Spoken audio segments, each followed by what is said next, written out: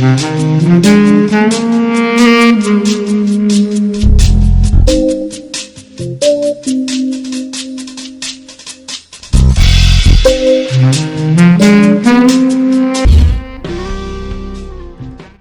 you're all welcome to this third National Gender Dialogue, and it's being hosted by the Ministry of Gender, Children, and Social Protection as well as its partners. And we are assessing 30 years of the Interstate Succession Law 1985, also known as the PNDC Law 111.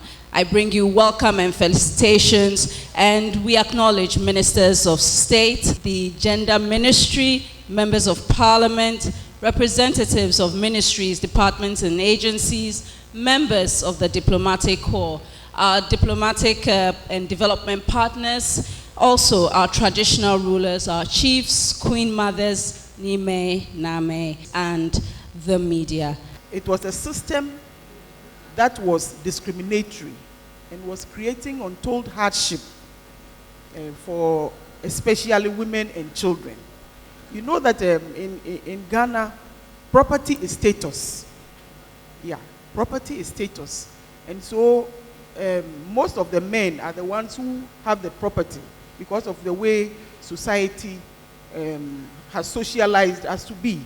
And so most women already do not have property. And so when during interstacy, you lose out also on what should have rightfully been yours, then it poses a huge challenge. Then your status is compromised, and it is also linked with economic empowerment. When there is nothing to hold on to, you know, because you can use the property to access credit facilities. You can use it to help your children move forward. Meanwhile, because of centuries of tradition and belief systems, women found themselves in a huge dilemma. So I think that it changed custom. That is the most important thing that is here. It changed custom. And it didn't write it off. No, it didn't write it off. More so, custom is dynamic anyway. For you, what are the sociological perspectives in looking at this law and how it worked? And of course, we must bear in mind that there are two areas. You have those of us in the urban areas and those in rural areas. Thank you very much. We live in society, and society is dynamic. And not forgetting the fact that we are social beings. And society has progressed from the simple society to a more complex society. So in the simple society, we had the traditional ways of doing things, and inheritance is part of society's way of sharing property. Now, development, or as society progressed, we always progress for the better. We want to move on and have the better part of everything. We move on from worst to the best. So in looking at how the interstate succession law has worked over the 30 years, what we can see here is that it hasn't really taken away our cultural or what inheritance is, but has rather made it better for the beneficiaries when you lose out on your spouse. There's also the issue about, you know, how important this is for spouses. A lot of the time, people really ask, is this necessary? I mean, do you have to kick up a whole dispute just to ensure that people get what they deserve? Venice, Sam, if you want to start that for us. Thank you, Jifa, and thank you for the opportunity to share a few perspectives on the impact of the law with all of us. I'd want to look at the impact of this law from a number of points. And the first is to address whether we have enough data that allows us to see how many people have benefited from this law formally through the court system and informally through various means as FIDA, WOLDAF, and other organizations are doing. Because obviously, when you want to advocate for another law, you need a basis, and most parliamentarians, development partners understand statistics. So we need to look out for that data to support the new bill that is in place. The second point I want to make is to do with the economic costs for many women and men who lose out on property under this law. We have several women, as has been mentioned by earlier speakers, not being able to use the property or losing the property to family. What is the economic cost of that to the country? Because obviously, as our ADB, African Development Bank representative said, every country wants to grow. We want to develop, and we can't develop with only one sex. We need the contribution of men and women. But if we have a practice or practices or a law which is not being implemented, then what is the economic cost to the country? We need to look at that. Thirdly is the question of cultural relativity and human rights. In as much as this law addresses the cultural or the discriminatory practices in our society, people are still holding on to what makes us Ghanaians, holding on to the culture. The fourth point I want to make relates to how the principles that the formal sector is applying, i.e. the courts, they are applying the law as it is, and I'm sure Benson will mention the way that the court has strictly applied the law in some instances, and in other instances where the court has tried to introduce new decisions and requested that, looking at superior courts also either interpreting, following precedent or not. So that is happening. But the informal sector, many women, many men, many children live in rural areas where access to formal court system is difficult. So what principles are these informal sector mechanisms applying? I'll take the interesting side of PNDC Law 111.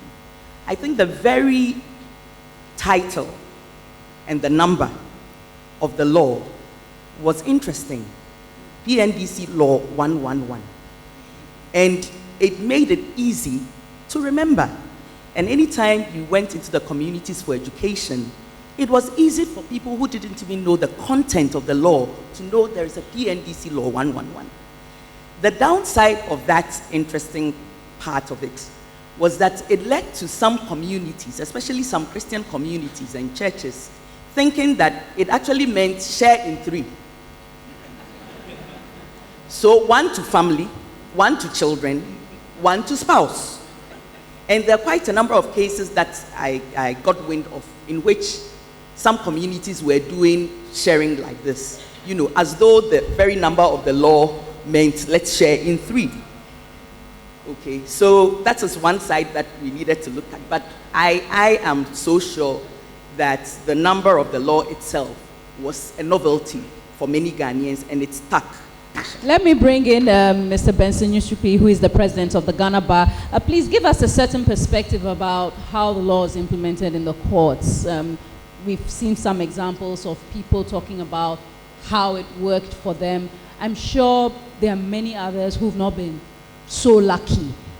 There are probably technicalities that also prevented others from actually benefiting. Madam Chairman, Her Excellency the First Lady, since this is the first time I'm going to say something, let me wish you Happy International Women's Day before I start. Now, I'm supposed to be looking at how the courts have handled the inter-succession law. By and large, it's been quite positive. When I looked through the brochure, I said to my friends, all the work has been done. And look at, I'd already been taken at Inri Asante.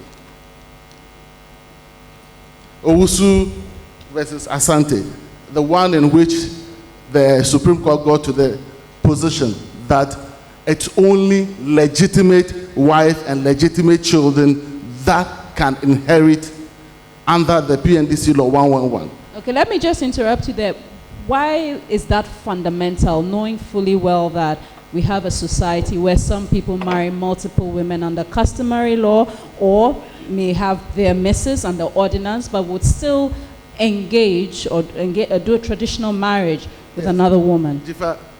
Interestingly, that position has long been legislated out. So, children, no matter how you define them, legitimate or illegitimate, from polygamous or from a mistress, would inherit under the intestate succession law.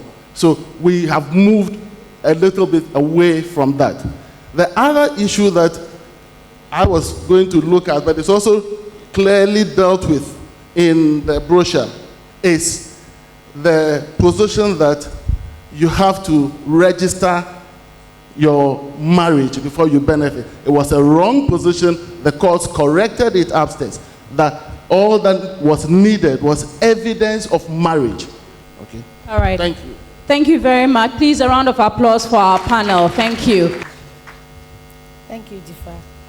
It is a privilege and great honor for me to extend our thanks to you all on behalf of the Ministry of Gender, Children, and Social Protection.